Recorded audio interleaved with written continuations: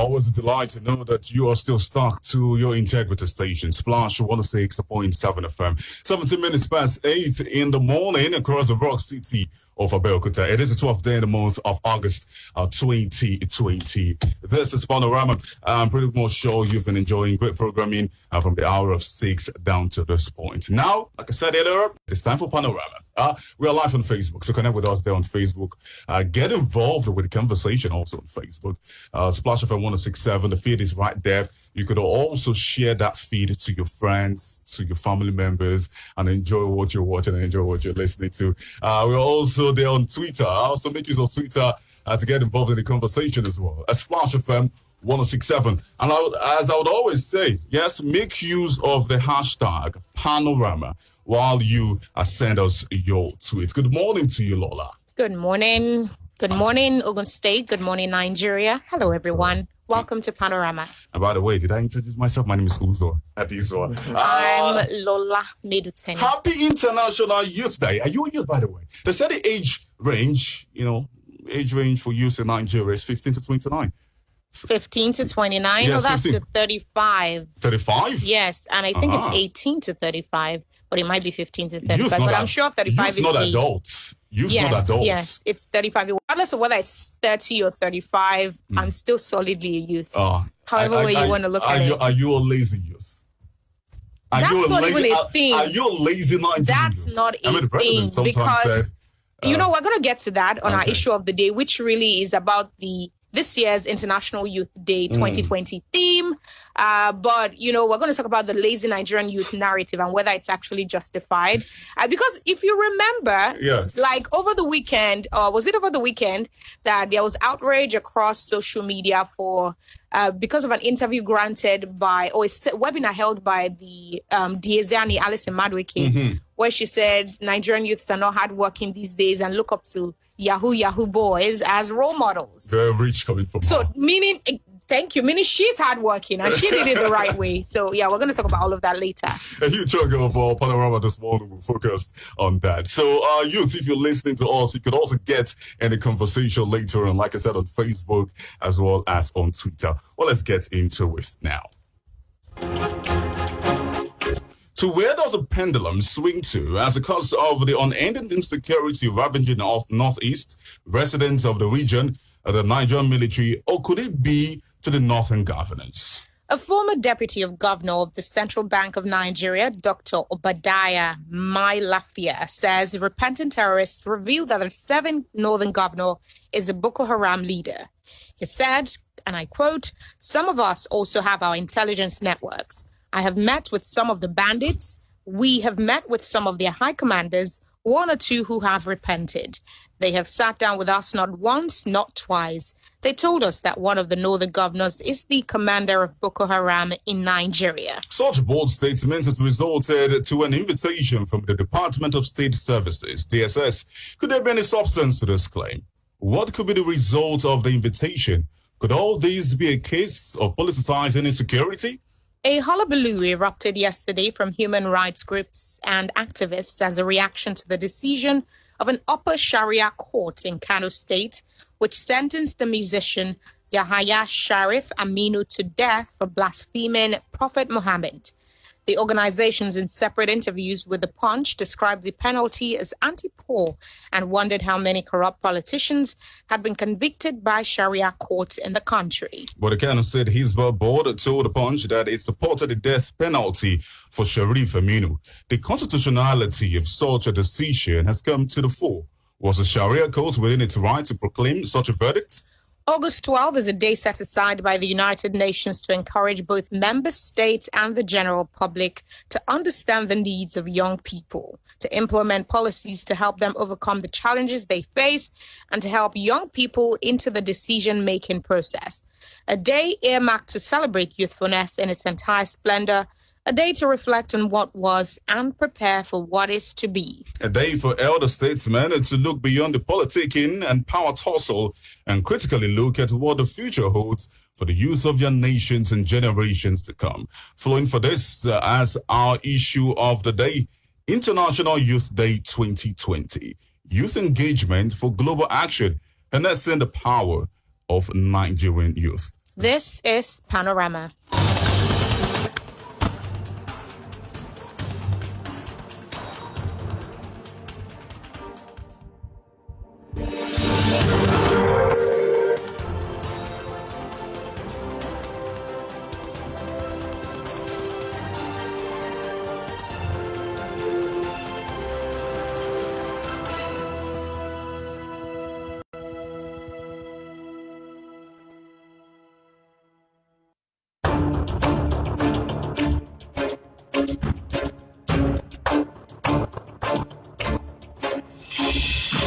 Yes, of course. So you're still listening to Panorama on Splash 106.7 FM, the integrity station. And just so you know, we always promote the right values. We have our guest analysts with us in the studio, and you can be rest assured that they'll be delving into the discourse we'll be having this morning. With us right now, and later on, Babalola Abayomi will be joining us on Panorama. But right now, with us, we have Eddie Aino. Good morning, Eddie.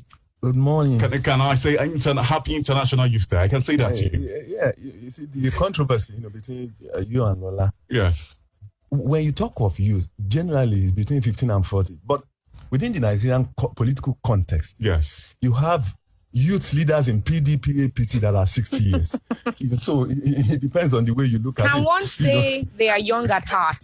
Yes, you are, young as you feel. But that international, that bracket that everybody recognizes is between 15 and 40. For politicians, you can't be 70 and you are a youth leader.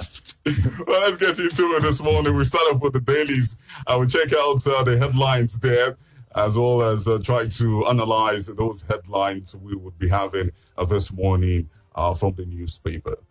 Repentant terrorist told us Northern governor among Boko Haram leaders. And this is coming from the Punch newspaper. A former deputy governor of the Central Bank of Nigeria, Dr. Obadiah Milafia, says a repentant terrorist revealed that a serving northern governor is a Boko Haram leader. Milafia said this on the program, radio program on Monday. The former CBN deputy governor said he had a chat with two repentant terrorists who identified the northern governor. He said the terrorists and bandits were one and the same. Milafia, who was a presidential candidate of the African Democratic Congress in the last election, said the terrorists moved weapons even during the lockdown caused by the COVID-19. Eddie, your thoughts on this? Well, there are so many ways to look at it. The issue of some terrorists, disclosing to Obara, Milafia, that there are some governors, or at least one serving governor. It's a very serious matter. Because all along, people from that end, especially the senator, in fact, one senator was once, fingered as supporting terrorists. And if you look at this war generally, you realize the fact that the federal government is facing fighters from different angles. Fighters in the sense that there are, even within the army itself, you have the fifth columnists. Apart from that, you begin to wonder, how did they get the equipment they use? I mean, like Obadiah said, even during this lockdown, their planes were moving. How did they get the equipment they're using, the guns and all the things they need? Because if you cut off all this, you recall during the war, and that's the reason why some people have, that's one sin in code that Chief Obafemi Awolowo was alleged to have committed during the Civil War. That you are fighting people and you are giving them food. But the terrorists and the bandits are getting supplies of food. Although there are times when they go to the villages, occupy it. Right. Well, Eddie, sorry to cut you off here. I just need to bring this because it is related to the point you just raised. Well, in the front page of the Nigerian Tribune, the president queries the security chiefs asking, how do terrorists get arms despite border closure? Eddie, before you get to that, let's focus on the statement of Obadiah Milafia. Does this statement hold water? Recall that Babangana Mugono came out to say, well, the military attacked his convoy. So does this statement from Milafia hold any water? Because from the looks of things, the accusation has no substance. No, Babangana Zulum is the governor of Borno State, and he was attacked. Well, he said the military attacked him, but the military denied that Boko Haram attacked him. But his own argument was, if you look at Monguno itself, you have about 1,180 officers stationed there. There's mile 4. There are about 400 of them. And so if he was going to Baga, how would he have been attacked? So that's the argument. But it holds water because if you look at the circumstances of this war, you realize the fact that the federal government is fighting from so many fronts. Although for years you can be fighting war. Colombia, up 50 years on, until they signed an agreement, there are wars still being fought in that axis. But it holds water, and it's something that the federal government should take a critical look at. If there is a serving governor, like a serving senator, that senator is still serving now from that Boko Haram leader. Yes, we have been tagged as a Boko Haram leader. It says a lot. During any war, some people benefit from it, some people profit from it. And that's the reason why you cannot take this statement holds water, and federal government should seriously investigate it. Because it's like you want to turn the country upside down. You can't. That's the reason why this war has been prolonged for this. I believe this war is prolonged because there are some people who are providing arms and ammunition, providing fuel, providing vehicles, providing aircraft for them to operate, which means the federal government is facing so many wars that it does not appreciate. What will be the consequence of the invitation from the DSS? Now, you spoke about also investigation. Shouldn't the federal government be investigating that claim from Milafia rather than investigating Milafia, his particular statement? Yes, but he made that statement. He made it open. Okay. He made it open. Look, when you look at a particular country, why you ask that question? Why don't heads of state or presidents write their memoirs for years? Because there are so many information at their disposal that they cannot disclose that will turn this country upside or any country upside down. That's the reason why they don't write their memoirs. In fact, more often than not, like G.F. Kennedy, it was the chief press secretary that wrote a memoir because they release those information. I don't want to believe that the federal government does not know that there are some people who are fueling this, there are some people who are supporting this war, and that's the reason who want this war prolonged. For whatever reasons, I don't know. But they want this war prolonged, and that's the reason why this Boko Haram thing has refused to go. Well, what would happen to Milafia? The consequence of inviting him? No, it's nothing. It's nothing. Because he had told us the point blank that something is happening, and I would expect that the federal government too, releasing the terrorists, that they have been radicalized, that have been trained, releasing them to the public. I believe that the federal government ought to have even ferreted this information from the terrorists at the initial stage.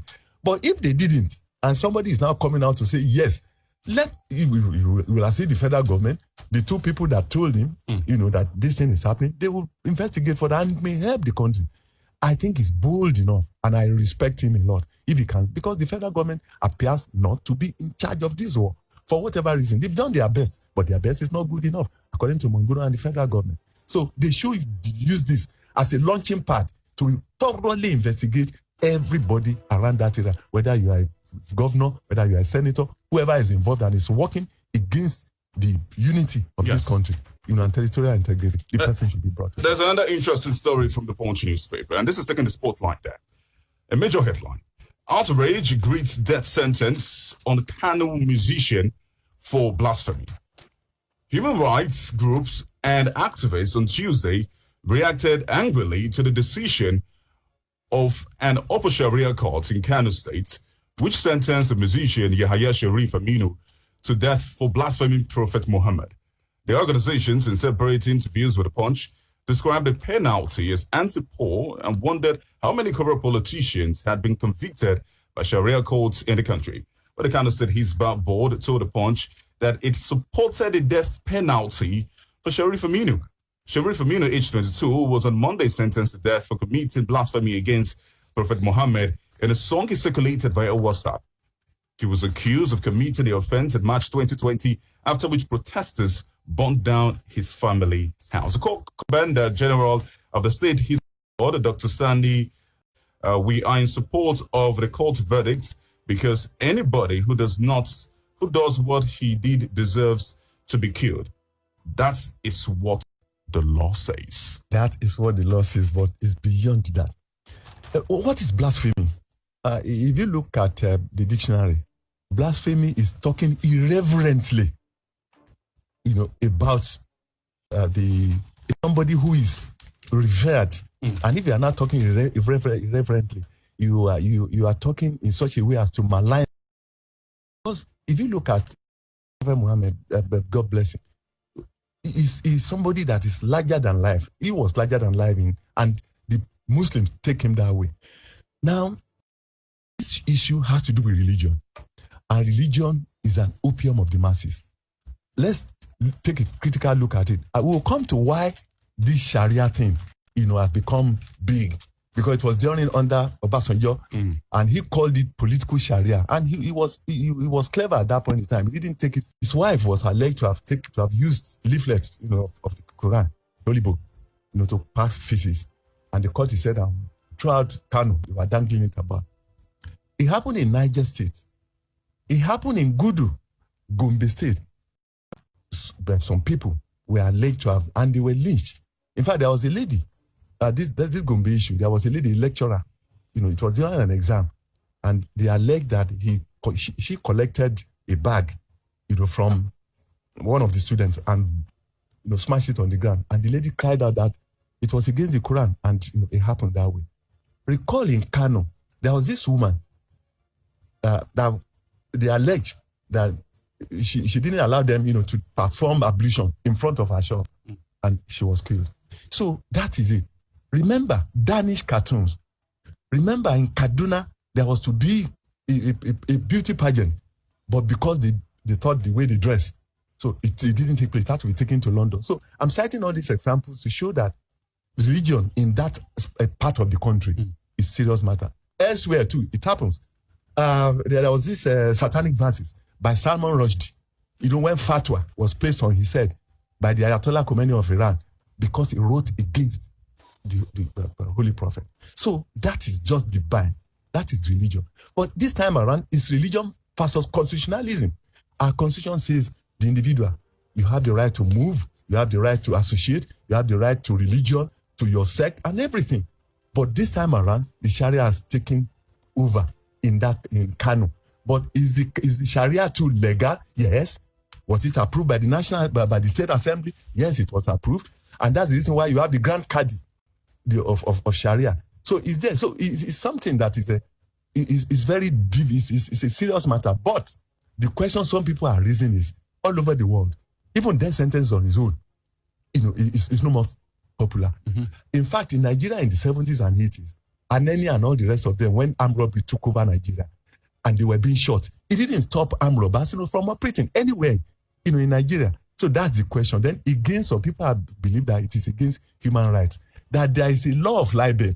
If the man spoke against Prophet Muhammad, there is a law of libel. Why don't you use that libel law? So, and some people are arguing that it's anti-people.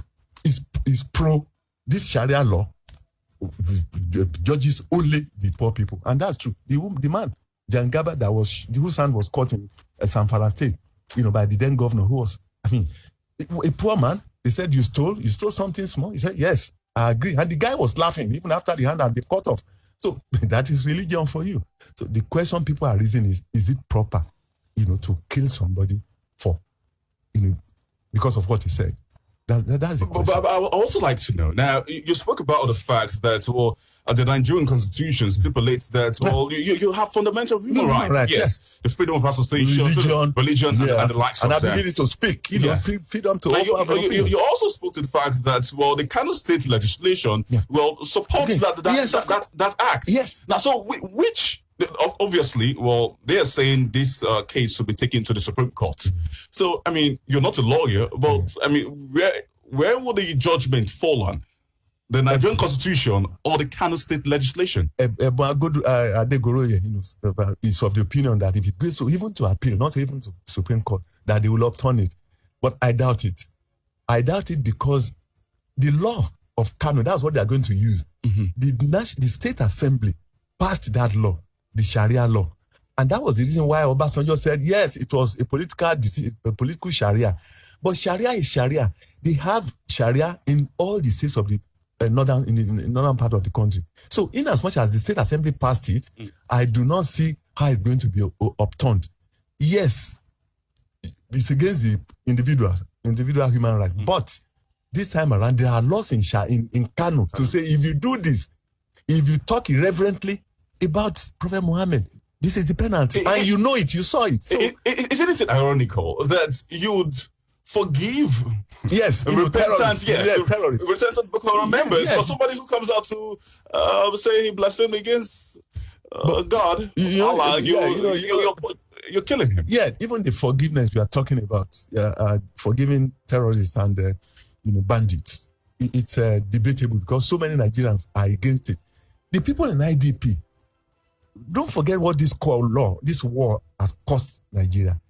In fact, to date, Nigeria has lost in terms of property 3 billion people.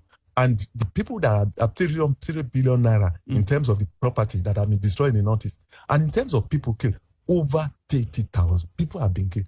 In fact, they believe that ISWAP is in the country at the moment. And Al-Qaeda. Be serious about. In fact, I've had cause to raise this issue. If you look through the Southwest, especially Abeokuta here, you see so many northern youths either carrying hoes, cutlass. In Lagos, in fact, about 300 of them were sent back because they were they are tackling this country, and that's what Obadiah is saying. Obadiah Melafia is saying likely to start a war. Already they are dealing with the North. They likely to move here. And I think the federal government should be serious about this issue. What that man had the whole lot of us is to ponder about. I think we should do that. So let's see if it goes to the Supreme Court or what judge is there. But don't forget that the judge will judge based on anything, the evidence placed in front. The law of the law. Okay, let's even take the issue of the registration of political parties. We all know in this country that 93 political parties are just not it. I went to vote during the last election, and you see how elongated that the voters card was. And so no sane country does that. But again, the law is there that INEC can delist, can deregister any party that cannot even boast of a councillor, not to talk of even a member of House of Assembly, not to talk of a member of House of Reps or Senate. Unfortunately, it went to Ganifayemi went to court. It was stopped. Now the thing is back. The INEC had stopped some political parties. One of the appeal court said yes, INEC was right. Now another court is saying no, you cannot deregister. So back and forth. You cannot be too sure of what this guy should do. Okay. Let's move over to another story. And this is coming from the Punch newspaper. Politicians still talking about Matawale of Zamfara State, the governor, is saying politicians are responsible for the insecurity challenges bedeviling the country. The governor stated this on Tuesday when he spoke at a Special Army Super Camp 4 in Faskari town. Matawale said, we, the politicians, are to be blamed for the intractable security challenges bedeviling our communities.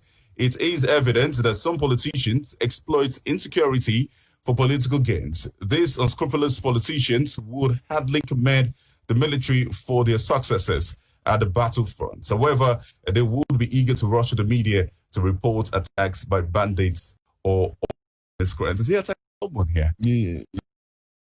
And he is one of them.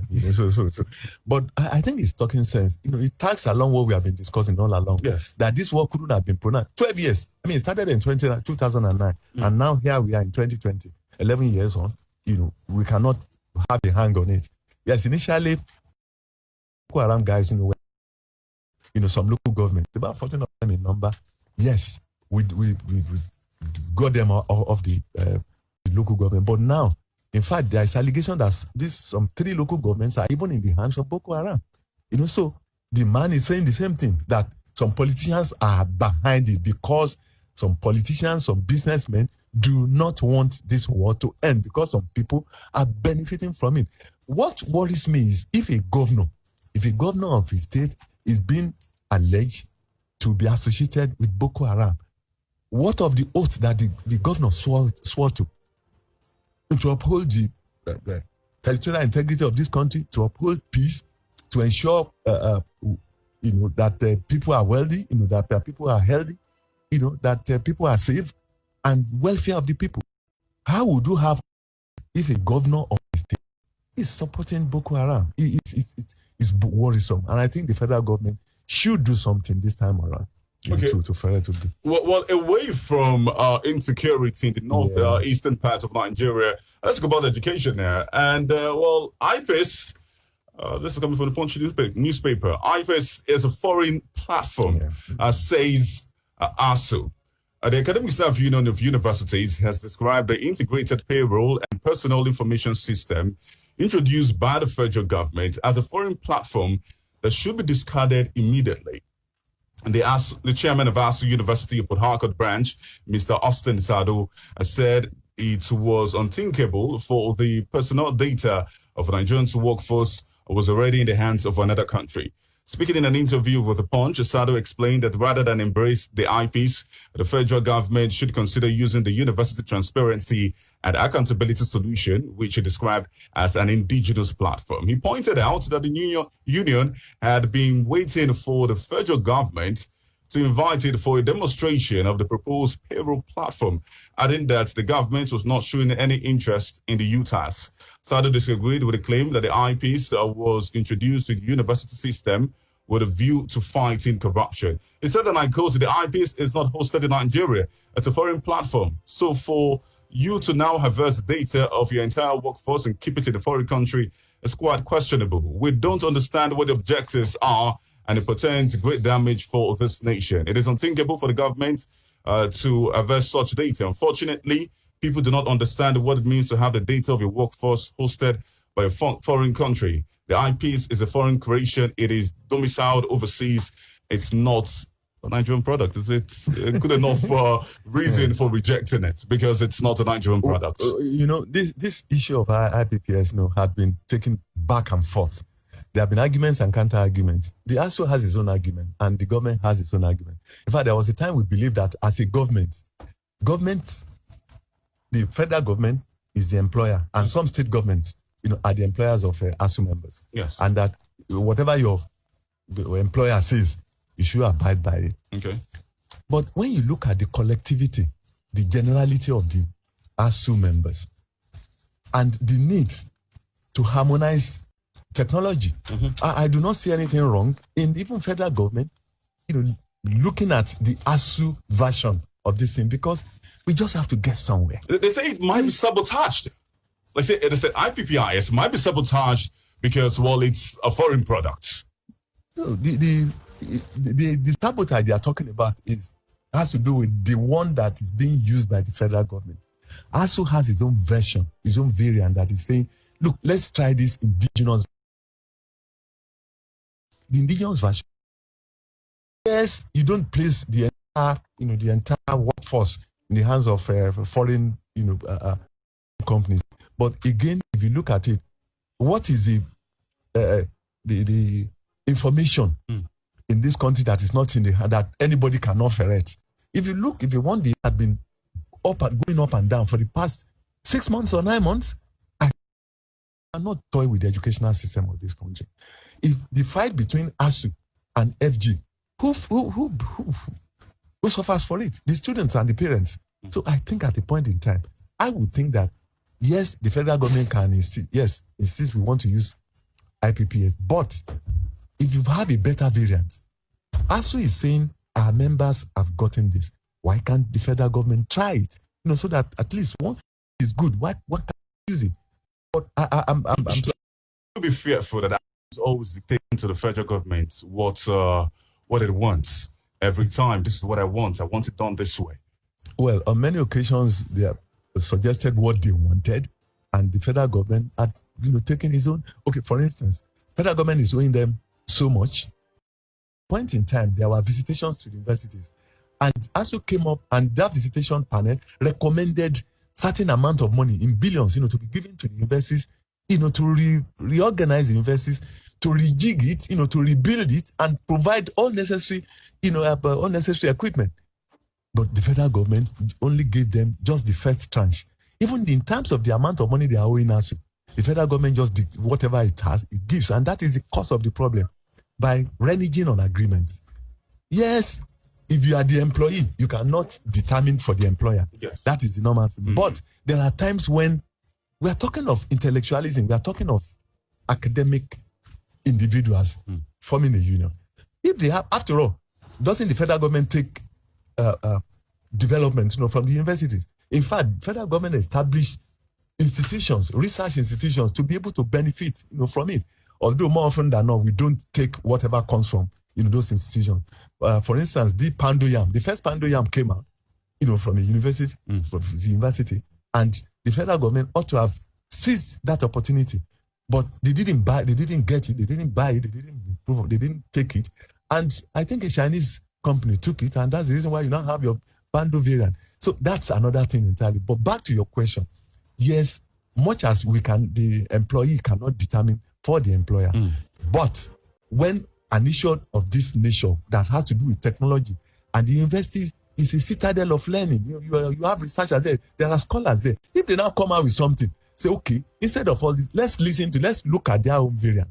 Although people will argue that what ASU is fighting for is their own side of it.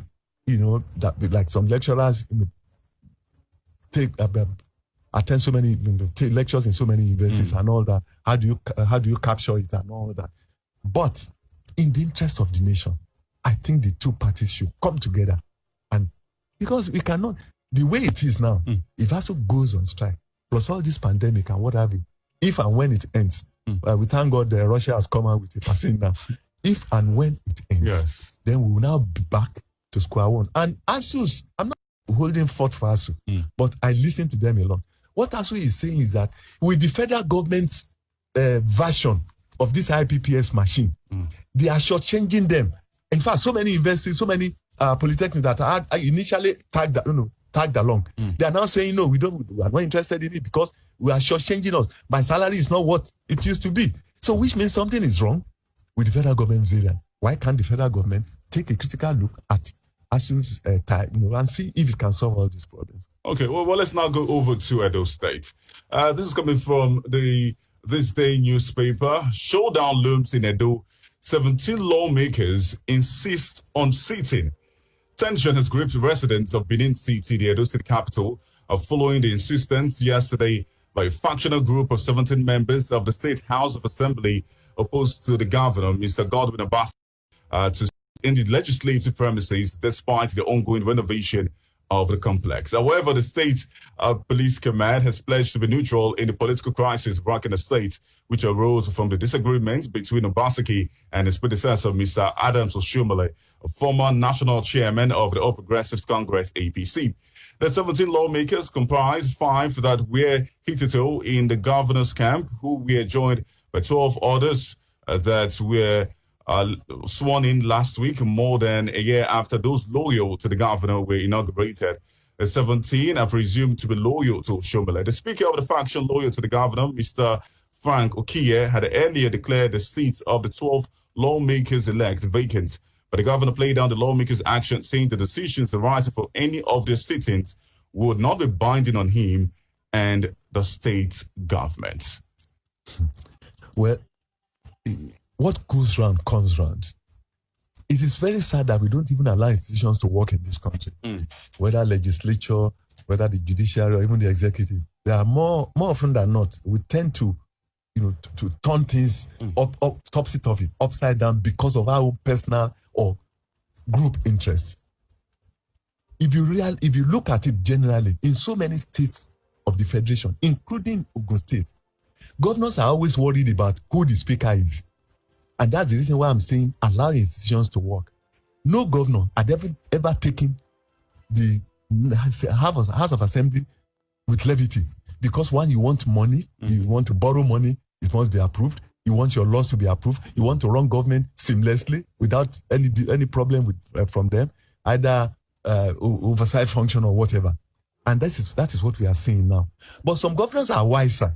What they do is, if they become governor with smaller number of members of the state assembly, what they do is either they bribe some lawmakers from the other parties to stabilize their government, or they do it the rough way, that like Obaseki did. You see, the problem with Obaseki, he made a mistake. Let's be candid with ourselves. I don't like godfatherism because it has never helped. Yeah, it has never helped anywhere. Go to Onisha, Anambra State, Obi versus Obi now, whatever. Go everywhere, it has never worked. Kwankwanso and Ganduje, it has never worked. Anywhere. But there's talk about these 17 lawmakers to somehow impeach Obaseki. That's where I'm going. When he did the proclamation, he invited the 10 lawmakers that were loyal to him and kept 14 of them out. The Edo State House of Assembly is a 24-man assembly. Yes. Now you swore in 10 lawmakers and you decided to lock out 14 of them. Sadly, you now went to declare their seats vacant. And so, one, you are not allowing them to represent themselves. Go and look at the case of Ndume. When Falana went to court and said, look, when you deny somebody, you can suspend for 2 weeks. Yes. But if you suspend for 6 months or 1 year, you are denying their constituents of participation. Now you have denied the constituents of those 14 members participation. Now there has been problem. The Oshiomhole has been removed. Obaseki is now facing the music. Now they have regrouped. Got 3 more members, and the implication is that they can impeach him, and that is what he's afraid of. Well, let's take a break now. When we come back, we'll still talk about the crisis looming in Edo State. Stay with us. This is Panorama.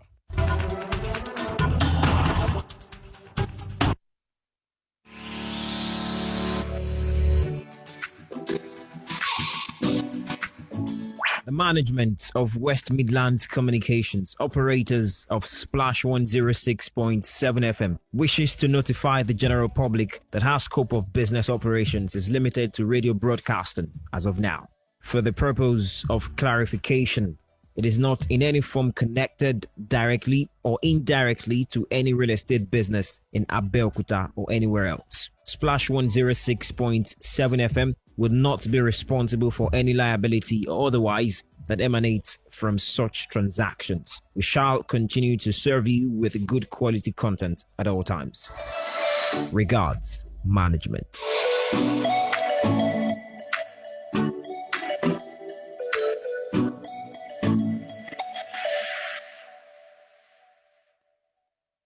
MYF today. Bẹ́ẹ̀ máa ti gbà sí ìlú Èkó sábẹ́ olúwa ẹ̀fọ́ kan balẹ̀ ìdẹ̀ra ti dé. Ó kọjá àfẹnuròyìn mo gbà. Gbogbo ẹni tó fẹ́ rìnrìn àjò Abẹ́òkúta sẹ́kọ̀ọ́ Èkó sábẹ́ olúwa MYF ti dé ọlọ́kọ̀ ayọ̀ ní MYF. Gbogbo àwọn awakọ̀ wa lẹ̀mí ènìyàn jọ lójú. Wọn kì í sáré. Ààbò Ọlọ́run àti ìrírí wọn nípa ọkọ̀ wíwà ló mú wọn gúnlẹ̀ ayọ̀. Àní bó ṣe bọ́ọ̀sì tàbí káàlẹ̀ wọ̀ ní MYF. Iye tí wọ́n ń gbé káàkiri ibi tẹ́ ẹ ti ń wọkọ̀ náà là ń gbé lọ́dọ̀ tiwa. MYF. Gbogbo àwọn ọkọ̀ wa lọ yẹ ẹnu ẹ̀ ń kúriri kòrèrè. MYF pẹ̀lú tẹlifíṣàn tó wà nínú àwọn ọkọ̀ wa. Onírúurú àwọn eré alágbéléwò bó ṣe Yorùbá àtòyìnbó. Orin aládìídùn lẹ́ẹ̀fi gbádùn débi tẹ́ ẹ bá ń lọ. Lábẹ́òkúta ẹgbẹ́ Con Oil tó wà níbàrà lẹ́ẹ̀ ti wọkọ̀ wa. Lẹ́kọ̀ọ́ Costain roundabout beside copyright ẹ pè 0802-319-8153. A tún lè gbé yín lọ síbikíbi tẹ́ ẹ bá fẹ́ lọ. MYF Safe Reliable. You removed the roof of my apartment because I'm owing you 6 months rent? It is my house and I have the right to do anything I like with it. Tenancy issues. I'm going with my kids. You can go if you want. These children are mine and they are going nowhere. Marital and domestic differences. If you dare tell anyone, I will kill you. Child abuse.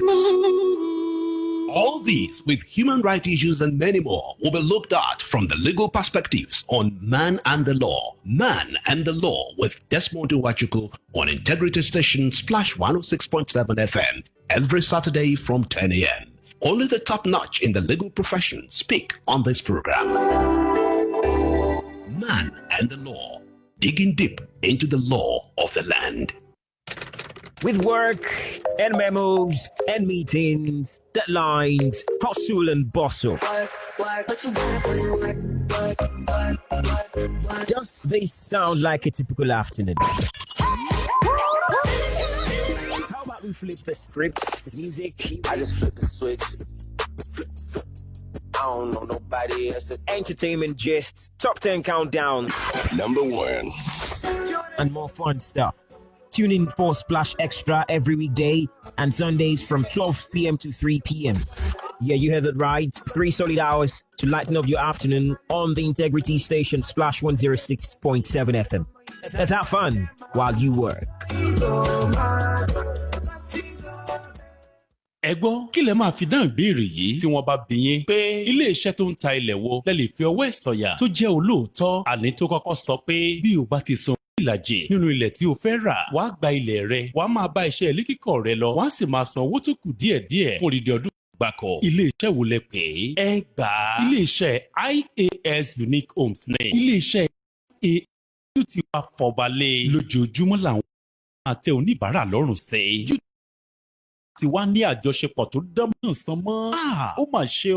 insurance company yábẹ́ sanwó rẹ padà. wọ́n á sì gba ilẹ̀ rẹ láì san owó kankan fún iléeṣẹ́ IAS mọ́. bí o bá ṣe ń fẹ́ sí ni àwọn ilẹ̀ tá a ní IAS. pé 090-3377-3189.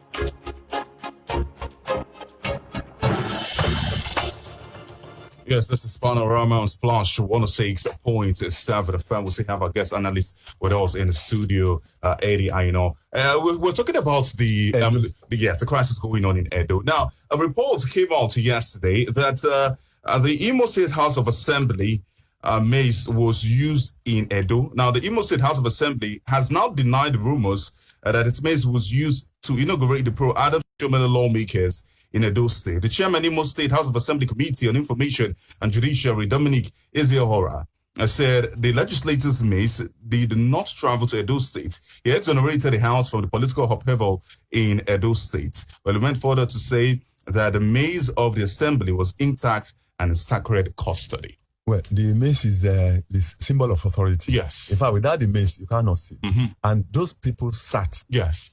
So where did they get the maize? And anything can be used, at the National Assembly, when the Assembly told the maize out and on about this. Because like you said, I mean, how did you elect these people if there was no maize present? Yeah, there must have been a maize, but you can get a replica of a maize. You know that politicians are very ingenious. They can. And again, even the law, instance, the State Assembly is locked by people and all that. I think they can meet elsewhere. That's the reason why a maize was necessary, and they got a maize. I don't know where they got it, but a maize is a symbol of what I've made. But is playing smart. Plays on the locking. But means that if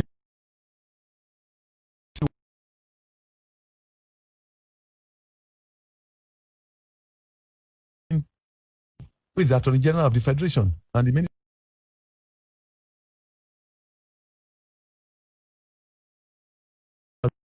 should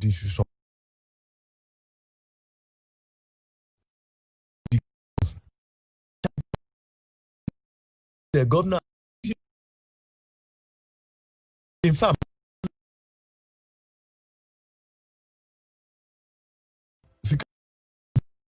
leaders, some money to maintain peace in the state. So they are not in charge. And in as much as you are not in charge, you cannot dictate what happens there. In fact, according to Obaseki himself, they are not even listening to him again. The state police is not listening to him again. Who will the state police listen to? Don't forget what happened, to Amici in Rivers State. In fact, at a point in time, the police commissioner in that state was not taking orders from Roti Amici as the governor of Rivers State. In fact, at a point in time, they didn't even allow him to enter his yard. They said, go and take the backyard.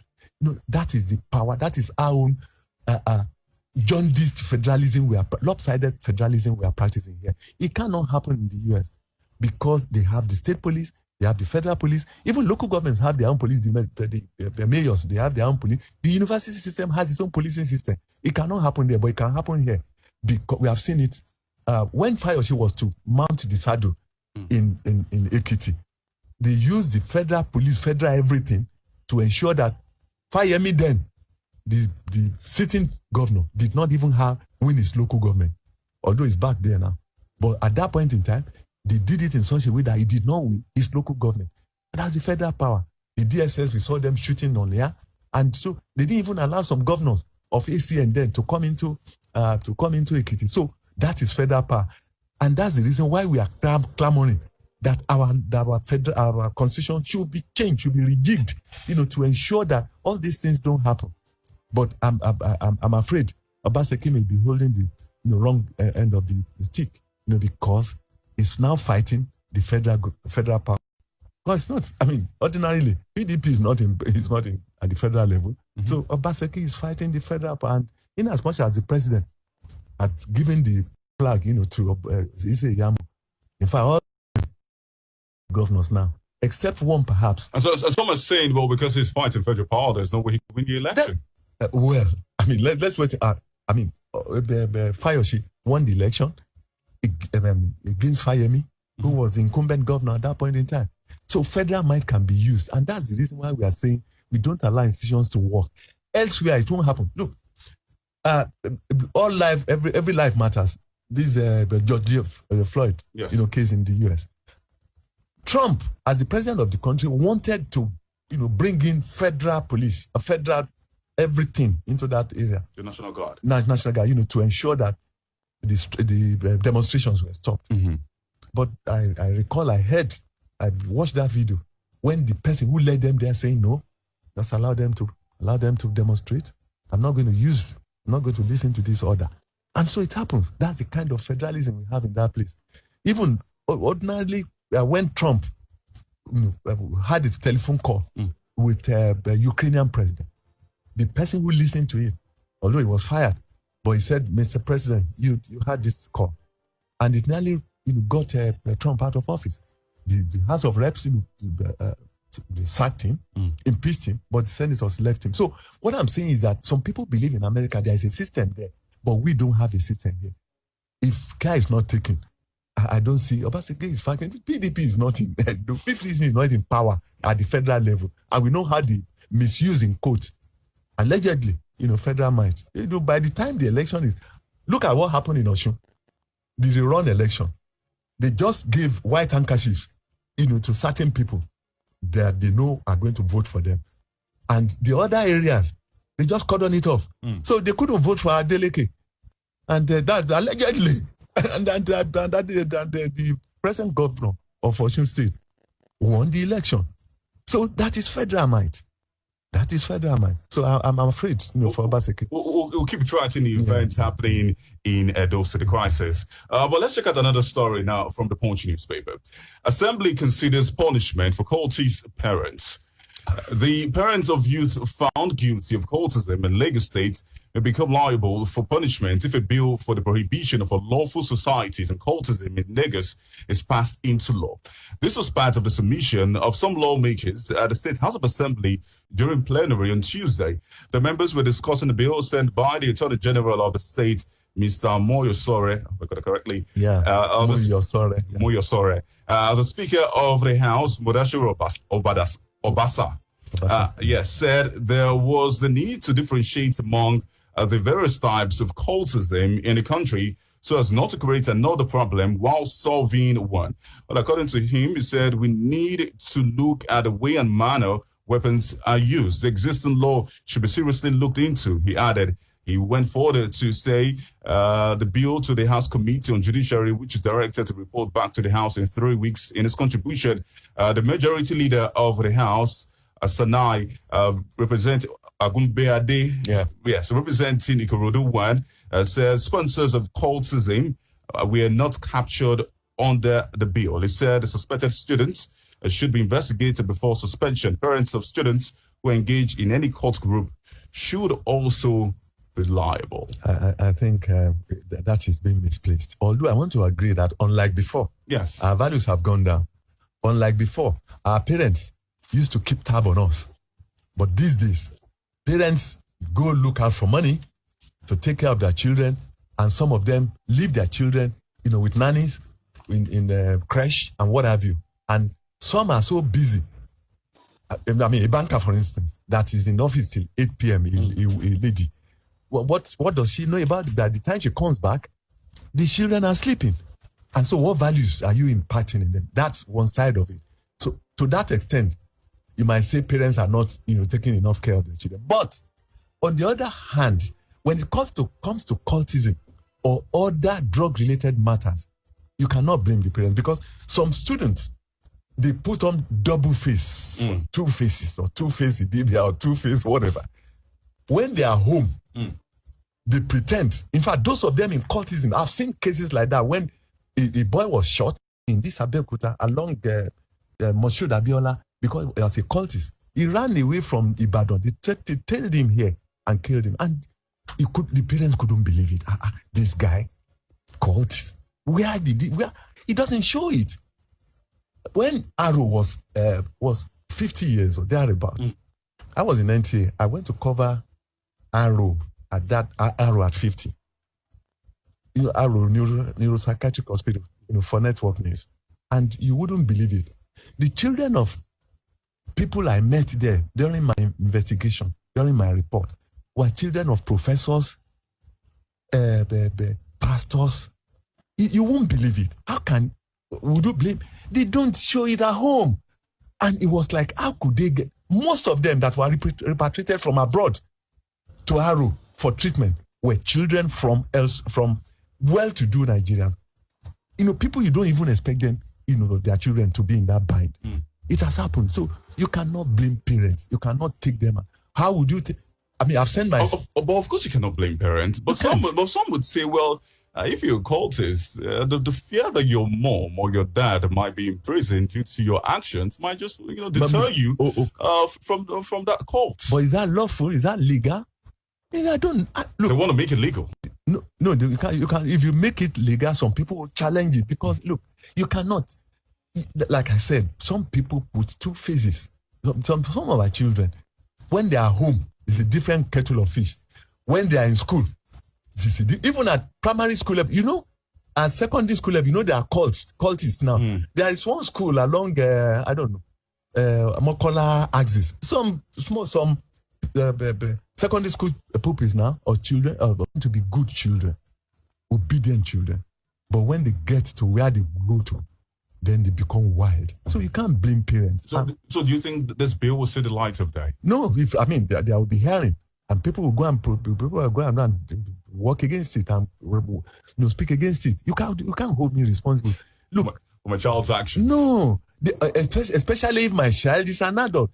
I think it's 18 upwards. If you offend, let the offended hand be caught, not me. I've gone to look for food. Why would I know? But if I know, like for instance, the Kanu incident you mentioned, the blasphemy guy, 22-year-old guy. Sorry for me, no. The father said that looking for but the father is also in support. He's in support of, he said if he got him, he would have handed him over to government. That is religion. The man believes in that religion. So that is it. I do not see why the parents should be held responsible.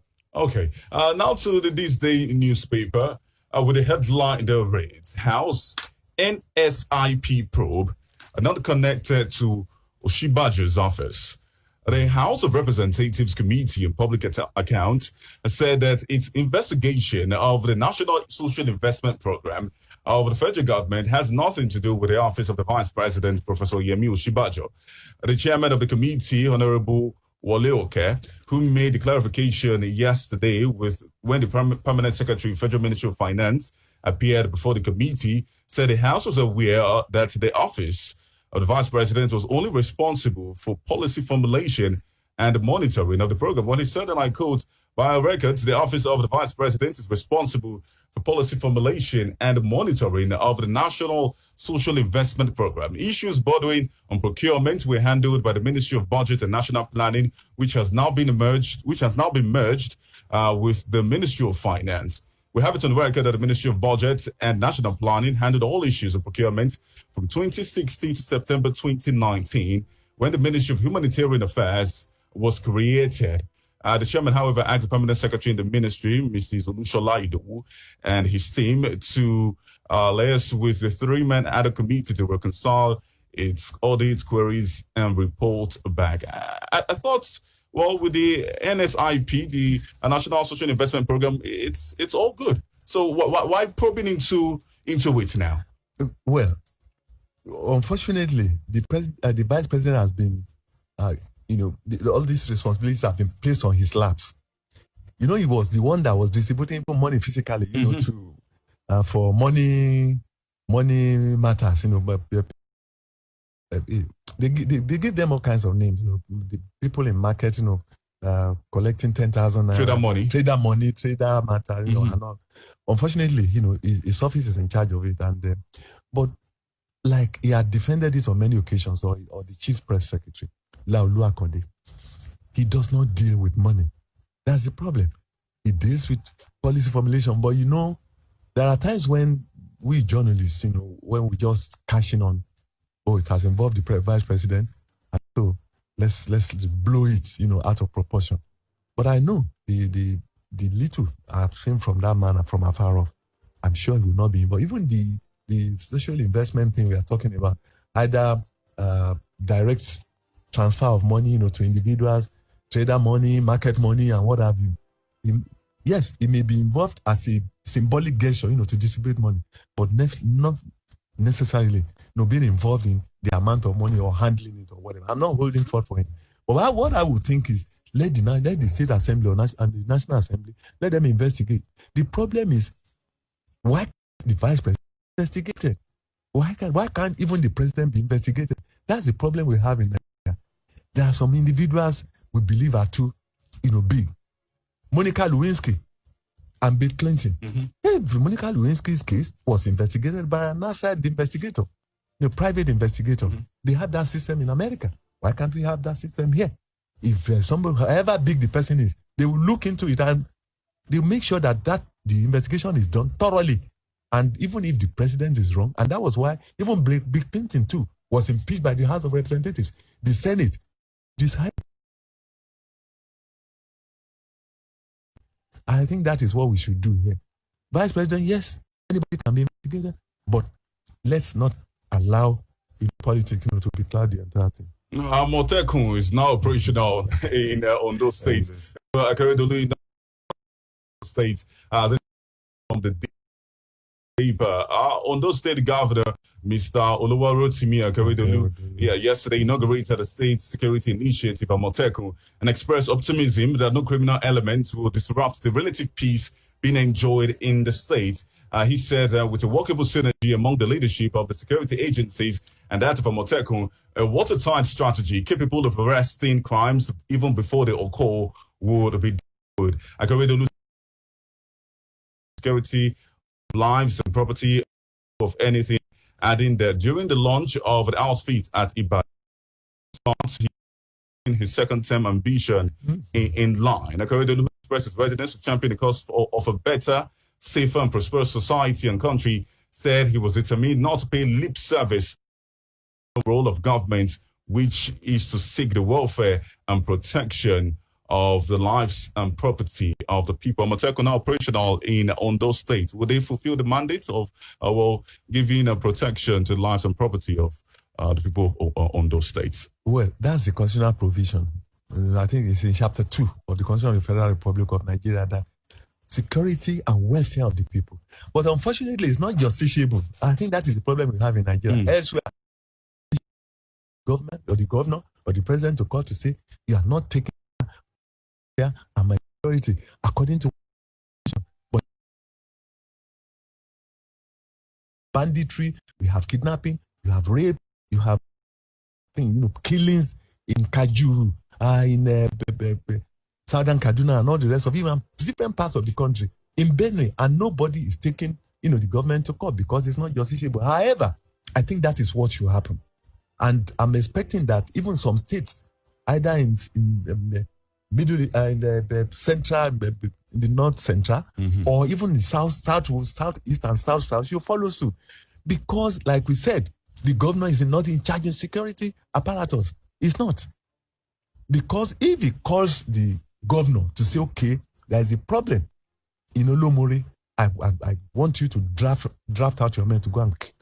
They will first of all, especially if it has political coloration, the commissioner will have to take permission from the IGP, and the IGP, depending on the magnitude of the offense, may have to go to the president to seek permission. And so, but with this Amotekun, although they are going to work in concert, with the existing security agencies in any state, but I think it will give Philip, to the issue of security, because we are now looking at an issue whereby the locals, hunters, Agbekoya, farmers, and all the rest, we now take care of their locality. Look, whichever way you want to look at it, is because the people who come from elsewhere know that the forests in south and southwest are not being taken care of. Now, the Agbekoyas, now that Ondo are done it, and that brings to fore the lethargy, in quotes, of Ogun State government with regards to this Amotekun thing. Because Oyo has done it. Yes. Oshu. All the other states. What is stopping Ogun State? I've not had much, from Ogun State in terms of Amotekun. Yes, I know there was a time the man attended, the meetings and what have you. But I expect more. I expect more to come from Ogun State in terms of setting it up, establish just like this, voting money, like Oyo State had voted money, vote money, because we have porous borders in Ogun State. The reason between customs and with the recent threats, looming. So we need Amotekun. We need people, to curb all these incessant killings. Yewa will tell you that the headers, let's call them headers, not Fulani headers or whatever. These headers disturb them a lot. If you have Amotekun in place, taking care of these localities, will be taken care of. But I just this is for the government to do something in the direction of Amotekun. Okay, now let's feel your pulse on the discourse we've been having this morning, and do wouldn't off your mic as the case. 04-400-1067 084-1067, or you could also call us up on 0817-555-1067. I go again with the numbers 070 0817-444-1067 0555-1067. While we wait for your comment, check what we have. Well, on Facebook, this one is from Dan Olu on this allegation Lafia. This should urgently meet to discuss details of these weighty allegations. If they take for granted, that means their hands are not clean. Nigerians should monitor the development closely because this present government of the day hates truth. They may see it as a threat. I think that's all we have on Facebook. Okay, we have a call now. Hello? Hello? Hello? Hello. Hello? Morning. Yeah, good morning. What's your name? This is Mr. Felix. I'm calling from Adizua. Mr. who? Felix. Okay, go ahead. Yeah, I want to talk on this law that Lagos State wants to promulgate now concerning courts and their families. I think that law should not come to stay because, according to the analysts there, most of these parents don't know the activities of their world outside their home. It is very, very obvious. Some of these are boys or our children. When they are at home, they display a different character than the one they display outside there. Yeah. So I don't support that law. The only thing I can even advocate. But some would say responsibility of taking care of a child befalls on the parents and no one else. So it should be any consequences of a child's action. Well, what can you say? But what can you say about a pastor or an imam that his child is a wayward? Can we say that not a pastor or a man is not taking care of the children? These children, they learn some of these things outside there through their peers.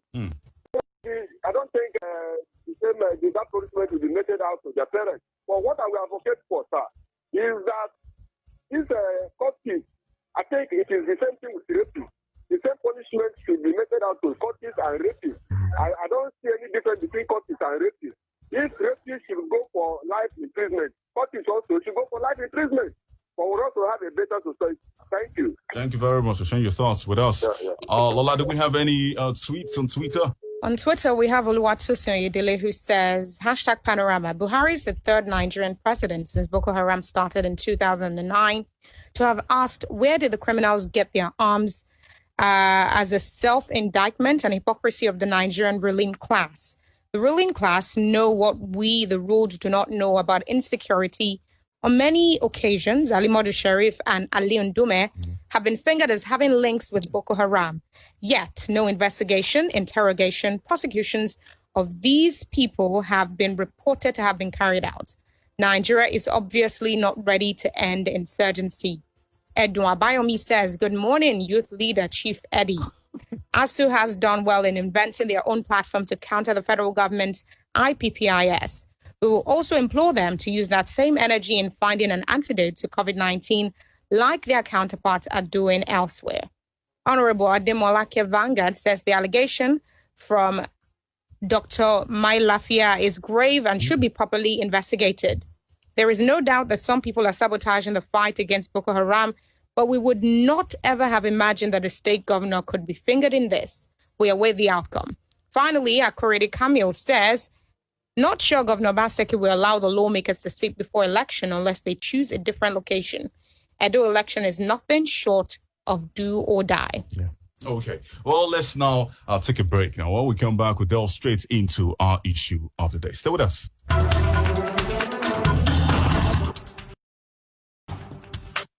orúkọ mi ni olúfẹ́mi ìyàndá omilani lọ́wọ́lọ́wọ́ báyìí èmi ni alága ẹgbẹ́ fiban ìyẹn freelance and independent broadcasters association of nigeria ẹgbẹ́ àwa pèdèpèdè aládàáni ẹ̀ka ti ìpínlẹ̀ Ògùn ẹ̀yin èèyàn mi mo fẹ́ sọ fún yín tó wà ní Maoko Abẹ́òkúta ìlú ilé-iṣẹ́ IAS Unique Homes and Properties Limited ní ẹ̀yìn ìkànnì tó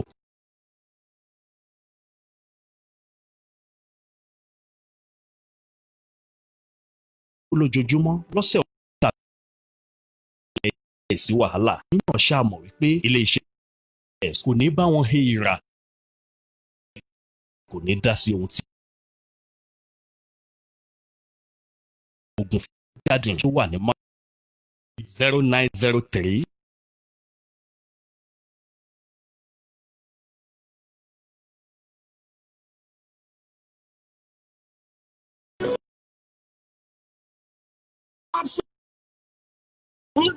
gbogbo àwọn onípromo ọdún ní ìmọrírì oore má lè gbàgbé ní ayé ìbàdàn yóò jẹ́ absolute solution.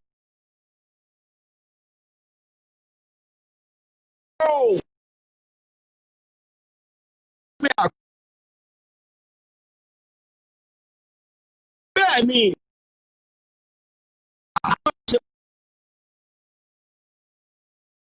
absolute solution tó wà nínú fún Abiola Way Ọlọ́run ṣògo nílùú Abẹ́òkúta ẹ pè wá sórí 53875 08440 ní àǹfààní yìí máa wá absolute solution technology. Wetin dey do you now? Abeg. Come on, boy. Come on. Bobo, no drag me. Bobo, no. Bobo, no. Say no to rain. Respect her body. Respect her choices. What she is wearing is not an excuse. Consent is key. Say no to rape. Káì, ìwà ìbàjẹ́ nìfipábánilòpọ̀.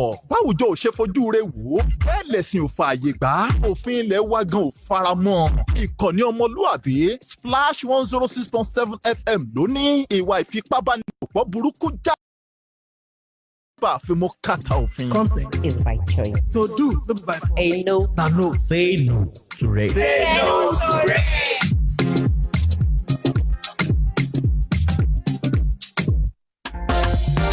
See, young landlord, I don't be young landlord. Oh, yeah. I don't buy land, I don't get house. I never be work, but I don't become successful. I never call them to run, yeah. I don't buy house, I buy land. Yes, so any university undergraduate will become landowner tomorrow. Just pay 500 naira every day or 3,000 naira every week from year one go reach final year. Automatic landlord now you don't become so. The young landlord now from 0 to 12 months, 1 to 17 years, and 18 to 24 years. For more tori, make you call Bumi for 0705 919 0777 or Jukes for 0907 004 7656. I'm only 24, but I don't build my house. Adren Homes, making the incredible affordable. Panorama.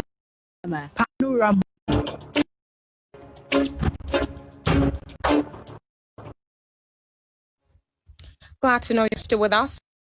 And now we turn our eyes to our issue of the day. A wise person once said, "You belong to choose." At 15, against the decree of the Pakistani Taliban, Malala Yousafzai daringly defied the Taliban and attended school, got shot in the process, and became an international symbol for girl-child education. At 16, Greta Thunberg galvanized millions of young people around the world into protesting harmful environmental practices that contribute to climate change. And before his untimely death at 21, was an American activist and revolutionary socialist whose civil rights efforts in the Black Panther have outlived his brief but impactful life. At 28, Chinua Achebe published Things Fall Apart, the most widely read book in modern African literature. Nelson Mandela, the anti-apartheid revolutionary who himself co-founded the Youth League at 26, said that young people are capable, when aroused, of bringing down the towers of oppression and raising the banners of freedom. Undoubtedly, youth can be a positive force for development when provided with the knowledge and opportunities they need to thrive. Today, there are 1.2 billion young people aged 15 to 24 years, accounting for 16% of the global population. By 2030, the number of youth is projected to have grown by 7% to nearly 1.3 billion. Nigeria itself has 60% of its population under the age of 25. Yet, its teeming youth demographic is seen as the face of internet fraud and cybercrime, drug abuse, and cultism. Not to mention, it is not adequately represented in political circles. In terms of political participation, political thuggery, rascality, electoral violence, and unnecessary praise singing are rife amongst the mostly uneducated and unemployed youths. Can the Nigerian youth be blamed, though? Said youths will not be quick to forget how President Buhari in 2018 was quoted as saying by Nigerian youth are lazy, which birthed the lazy Nigerian youth social media revolt. It sparked debates and discussions on whether the youth are victims of their retrogressive environment or they have themselves to blame for this sorry state of affairs.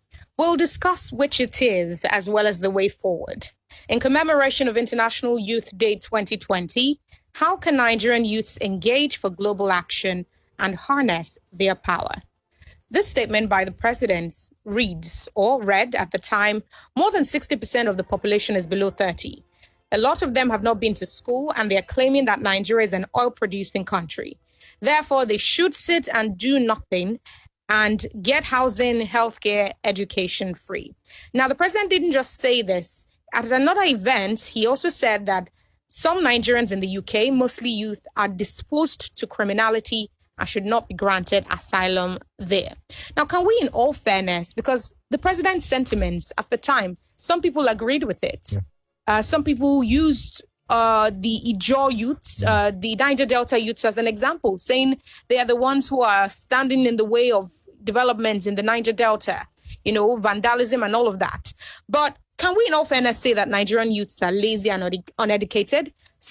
Multiple surveys have showed that Nigerian migrants are the most educated, and a lot of them are youths in many advanced countries.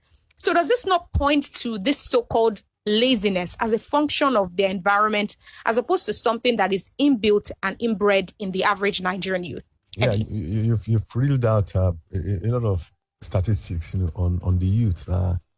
I think we should add Shimamanda Adichie, and a few of them, have done something fantastic. Right, even Wole Soyinka in his youthful days. Yes, and even if you look at business, you look at industry, there are so many youths, who are making the waves, not only in Nigeria, elsewhere, in agriculture, technology. Just mention it, they're there.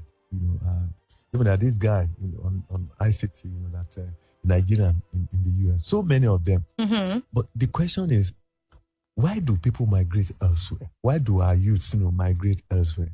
Sometimes last week, we dealt with this issue of, migrating, dangerous migration. Yes, desperate migrants facing life-threatening conditions, risking life and limb. Exactly, we dealt with it here. It's part of the neglect of the government in power at any point in time.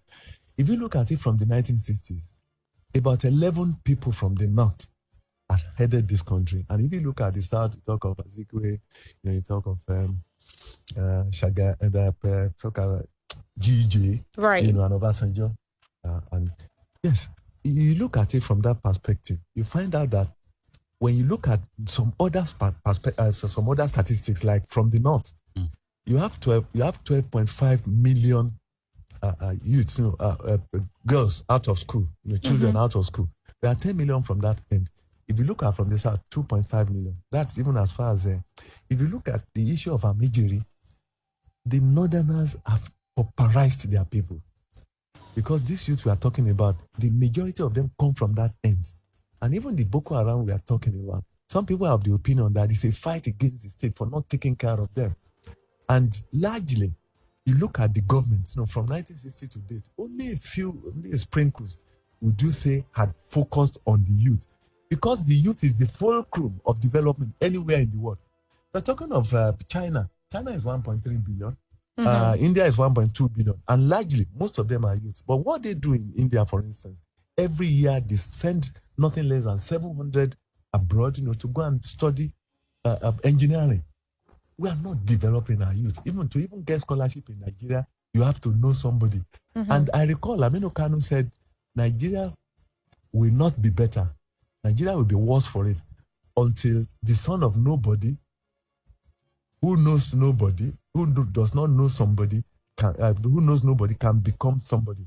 The son of nobody, who knows nobody can become somebody. Until that time, Nigeria will not. Where individuals can thrive by their own merits. Exactly. Even look at it. Look at the programs of government. They're talking of Empower. They're talking of Shopi. If you don't know people in all this, you not get anywhere. We are not making use of our youth. And if you look at the nature of education in this country, mm-hmm. we are not inculcating skills, entrepreneurship into our youth. Okay. Until some few years ago, when at the National Youth Service level, they are now thinking, yes, let's inculcate a skill, into our youth. We believe in raw education, that you just have to acquire education. When you have somebody with Arabic, working in the banks, mm-hmm. nothing stops him from working in the bank if he has that skill. But largely, the kind of education we are giving does not give youth, the leverage they need. In today's society, world. Today's world. We are talking of global education. Education has changed from what it used to be, and it's only the Nordic countries, Scandinavian countries mm-hmm. that have it. Yes. Sweden, they have proper education.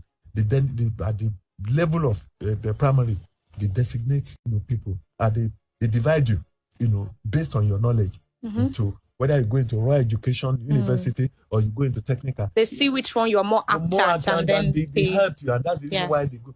There was a case of one person, a twin, in this, I won't mention the name. There are two. One went abroad, had very good education. The other learned just ordinary welding. Right. But because they respect skill in England, the person who read welding, who mastered welding here, even here in Abeokuta, is better off there because they respect skill in those countries. Now, going back to the president's speech, calling youths lazy. Who expecting free housing, free healthcare, free education. It's the system that made it so. We are talking of Niger Delta Avengers, Niger Delta militants. Massive and all the rest of them. It's the society, it's the government that made them, to be blowing pipes. How did they start? Initially, they were even resting. Well, they didn't care. If they got education, yes, some of them got education. But when they now went to Abuja and saw that their money has been spent, to develop, I just say, wow, this is it. Our money from the oil sector being taken to and go to Bayelsa, go to some of these countries, you weep for this country. But some would say that regarding that, during the NDDC probe, when Godswill Akpabio, the senator, said that, or was it Ponde who said that some of the money or trillions of naira had to be given to the residents so that they can point at which of the projects have been, which some people interpreted as meaning that's the money they give them to appease the residents so that they can allow people carry out the project. Because we refused to do what we ought to have done. When you talk of a federal system, before we did this using unitary system of government, right, that we call federalism. When we had regions, each region will make its own money and pay about 50%, to the federal government, and each region had its own ambassadors, had its own missions elsewhere. And we were running very well. And we didn't even have oil at that point in time. We had agriculture in the north. We had coal in the east. And when you come back to the world, had cocoa and all the rest of them, and we were thriving. Okay, Eddie, there's a controversial... So the question, the point I wanted to make there is the fact that if we had allowed the people from Niger Delta to make their money in a federal system, proper federal system, and pay some, to the federal government and spend the rest on them, they won't come and be blowing pipes. Some would say the NDDC is made up of people who are from Niger Delta. Yes, NDDC is a convenient, contraption.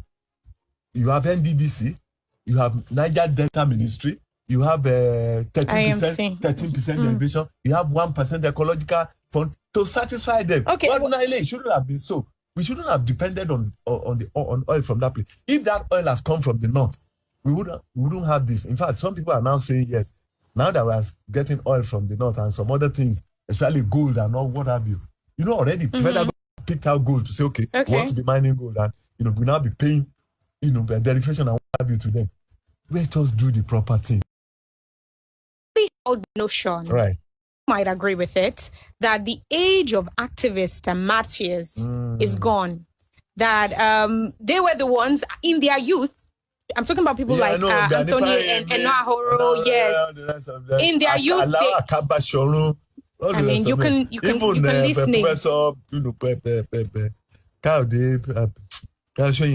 Yes, these are people who in their youth fought for Nigeria's liberation, independence. Right. And, they were vocal critics of the government. In fact, at some point, the same Professor Wole Soyinka that you mentioned was quoted as saying that he has done his own activism in his youthful days. Right. And it's time to, even though he's still doing it, but he's saying that it's time to pass on the baton to the youths of today.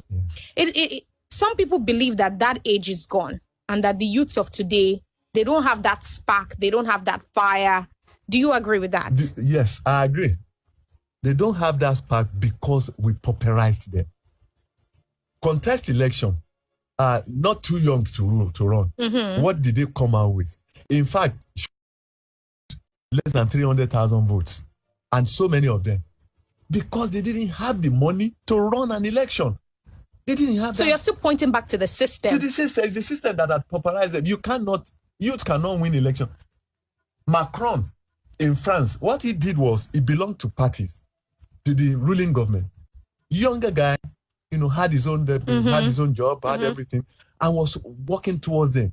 At a point in time, he knew they had faltered and he bashed out.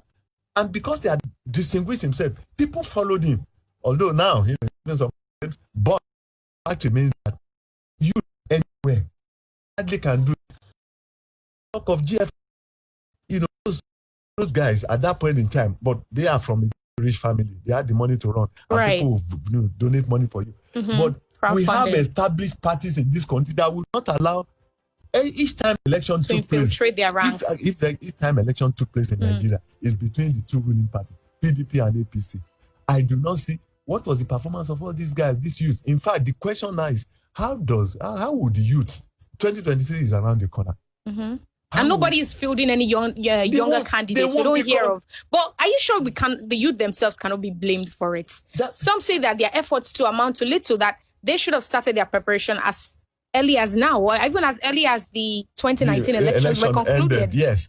Well, they wait for power to be handed over to them, that they have to wrest it.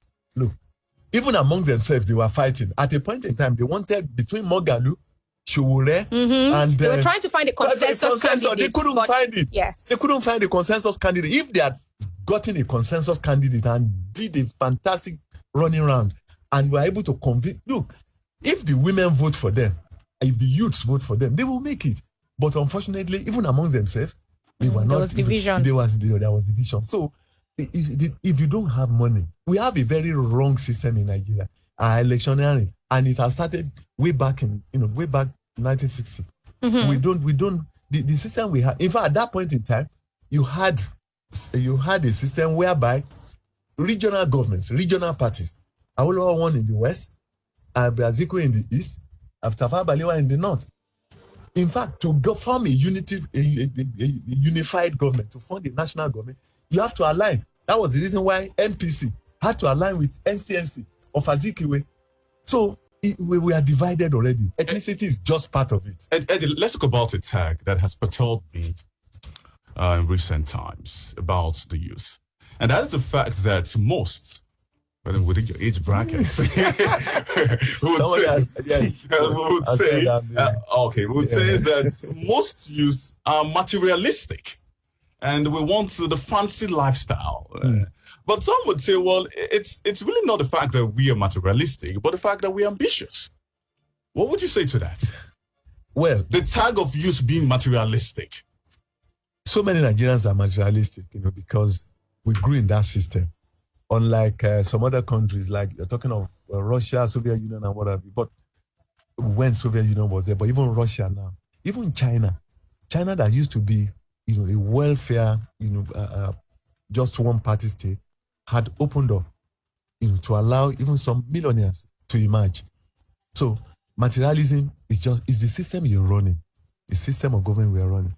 Why won't youths be materialistic? Are politicians not materialistic? They live luxurious life. They earn monies that are very... In fact...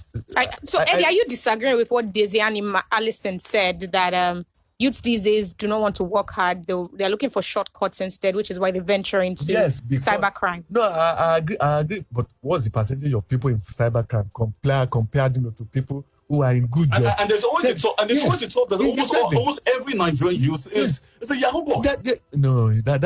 That's not correct. That's not right. Who had done the statistics? Who had gone out to say, okay, this is the percentage, of people in Yahoo business, and these are the people who are doing. We have so many youths who are doing good elsewhere, who are on their own, very wealthy, and they worked hard for it.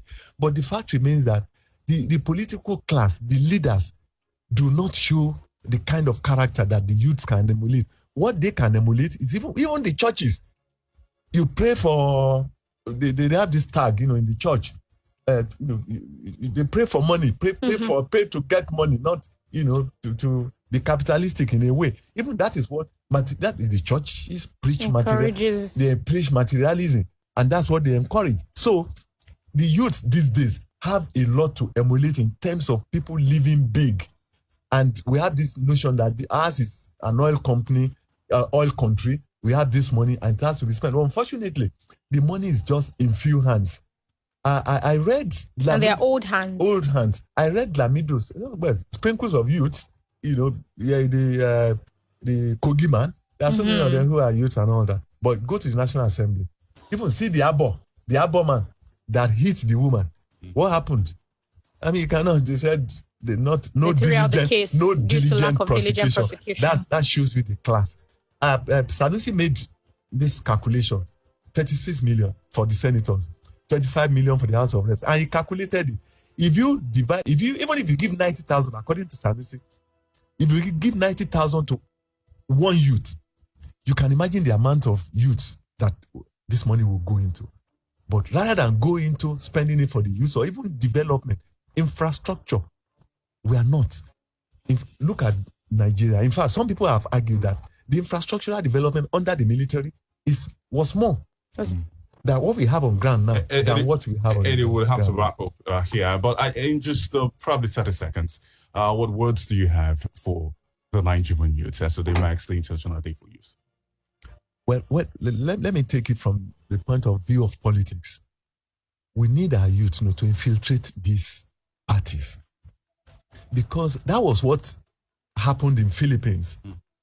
In Philippines, the politicians were treating the youth this way. But what they did was they joined those leading parties, especially the leading parties.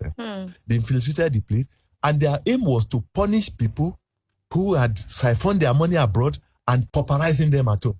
And they succeeded. So they went to the National Assembly, and they enacted the law because they had more youth, in the Philippine Parliament. They enacted the law that anybody who had stolen money should be punished, and that was why they were able to bring back some of these people and punish them. The same way, I would think our youth too should make their presence felt. You must be well read so that you are not giving all these useless jobs, being party talks and what have you. You must be well read, be educated, join them and move. And you have a mission. I'm sure eventually they will make it. But for now, yes, those money bags may not allow the youth. It's always a pleasure to have you on Panorama.